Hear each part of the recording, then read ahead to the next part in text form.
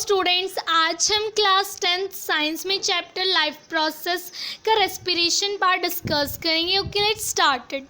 The process of break down of food glucose to form energy. देखिए, खाने का टूटना ताकि वो एनर्जी बने, ये रेस्पिरेशन की प्रोसेस होती है। It is a chemical process, ये केमिकल प्रोसेस होती है and it can not be controlled. और ये आपकी मर्ज़ी से नहीं चलती, ये केमिकल प्रोसेस है, ये कंट्रोल नहीं हो सकती, ये अपने आप चलती रहती है। ओके, देखिए, जिसको हम खाना लेते हैं उसको ऑक्सीजन के साथ वो मिलता है, वो टूटता है, फिर वो एनर्जी की फॉर्म में निकलता है और उस एनर्जी को हम यूज़ करते हैं अपनी वेरियस एक्टिविटीज़ करने के लिए। ओके, टाइप ऑफ रेस्पिरेशन क्या है? तो फर्स्ट है एरोबिक रेस्पिरेशन, सेकेंड है एनारोबिक रेस्पिरेशन। तो एरोबिक और एनारोबिक में डिफरेंस क्या है ये सीख लीजिए। Aerobic respiration it requires oxygen to break down the glucose. इसे ऑक्सीजन की ज़रूरत होती है, इस प्रोसेस को ऑक्सीजन की ज़रूरत होती है खाने को तोड़ने के, मतलब ग्लूकोज को तोड़कर एनर्जी में कन्वर्ट करने के लिए।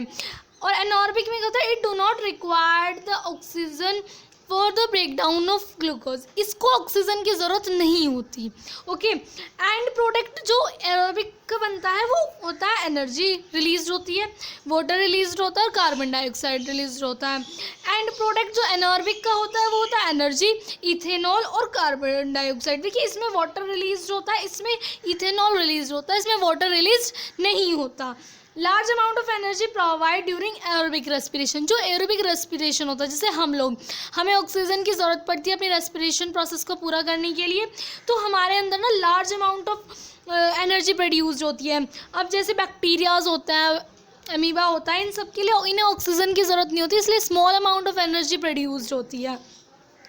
एग्जाम्पल हो तो aerobic respiration human being show करते हैं और एनारोबिक रेस्पिरेशन बैक्टीरिया शो करते हैं। ओके, नेक्स्ट अगर हम एनर्जी टर्म्स की बात करें तो the energy release during the cellular respiration is immediately use to synthesis called ATPA।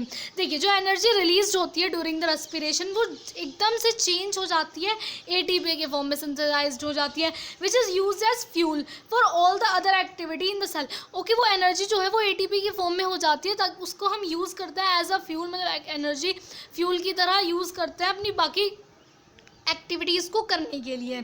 Okay, अब हम respiration in human beings detail में पढ़ते हैं क्या होता है। तो फर्स्ट होता है नॉस्ट्रल, जो आपकी नाक होती है, तो इससे the air taken through the nostril, जो हवा नॉस्ट्रल से अंदर आती है, the air passing through the nostril is filtered by a fine hairs. देखिए, जो हमारे नाक के अंदर बाल होते हैं वो जो नॉस्ट्रल जो है वो उसको फिल्टर्ड कर देते हैं। वो जो, क्योंकि देखिए जो एयर में होता है वो डस्ट भी होता है, तो वो जो डस्ट है वो हमारी नाक के बालों में ही रह जाता है और अंदर जो है वो फ्रेश एयर जाती है। देखिए, so that the air going into the body is free from dust and other impurities. Okay, next फिर आता है, फिर वो जो एयर है वो विंड पाइप में जाती है। It is a tube like structure, ये एक ट्यूब लाइक स्ट्रक्चर है by which the air passes through the throat, जिसकी वजह से जो एयर है वो पास की थ्रोट से निकलती है and reach into the lungs, और फिर लंग्स में चली जाती है। Rings of cartilage are present in throat. देखिए, यहाँ पे मैं आपको डायग्राम में दिखाना चाहूँगी, ये रिंग्स ऑफ कार्टिलेज ये थ्रोट में प्रेजेंट होते हैं।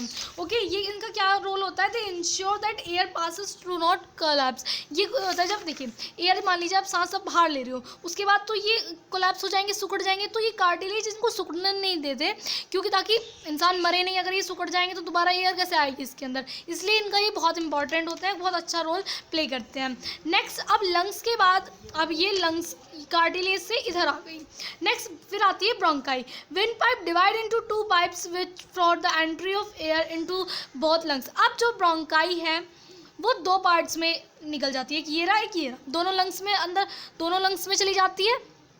उसके बाद bronchi is further divided into different branches they bears alveoli. देखिए, अब ब्रोंकाई जो है वो फर्दर बहुत सारी ब्रांचेस में कन्वर्ट हो जाती हैं और वो अल्वोली को कंटेन करती हैं। अल्वोली का क्या रोल होता है कि alveoli is the balloon like structure. ये आप देख रहे हैं थोड़ी छोटी छोटी सी गोलियां बनी हुई हैं, ये बैलून लाइक स्ट्रक्चर होती है। The alveoli provide the surface for exchange of gases. देखिए, कार्बन डाइऑक्साइड का बाहर जाना और ऑक्सीजन का अंदर जाना खून के, ये अल्वोली का काम होता है। अल्वोली सरफेस प्रोवाइड कराती है, यहाँ से एक्सचेंज ऑफ गैसेज होता है। The wall of alveoli contain extensive network of blood vessels, क्योंकि अल्वोली जो है वो एक एक्सटेंसिव बहुत ज़्यादा नेटवर्क उठाए रखती है ऑक्सीजन ब्लड वेसल्स से, ओके, ताकि एक्सचेंज ऑफ गैसेस होता रहे ब्लड के अंदर, ठीक है। अब आता है ना, लास्ट होता है डायफ्राम। डायफ्राम का क्या रोल होता है? Diaphragm are the sheet of muscles, ये एक तरह की शीट होती है मसल्स की, विच हेल्प इन रेस्पिरेशन, जो मदद करती है आपके रेस्पिरेशन प्रोसेस में।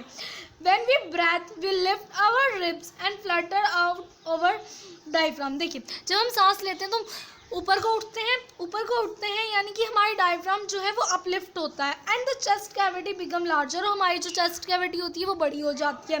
Because of this air sucked in the lungs and filled with extended alveoli, जिसकी हेल्प से अल्वोली एयर को अपने अंदर कंटेन कर लेती हैं और लंग्स काफ़ी अमाउंट में ऑक्सीजन ले लेते हैं। देखिए, इससे मैं एक बार पूरा रिवाइज करा देती हूँ क्या किया।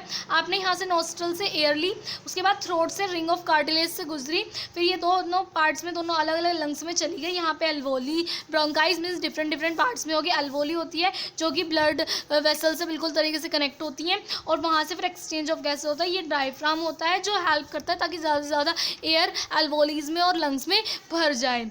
ओके, आई होप आपको ये वीडियो समझ में आया होगा, टॉपिक समझ में आया होगा। If you like it, please like, share and subscribe my channel. Thank you so much.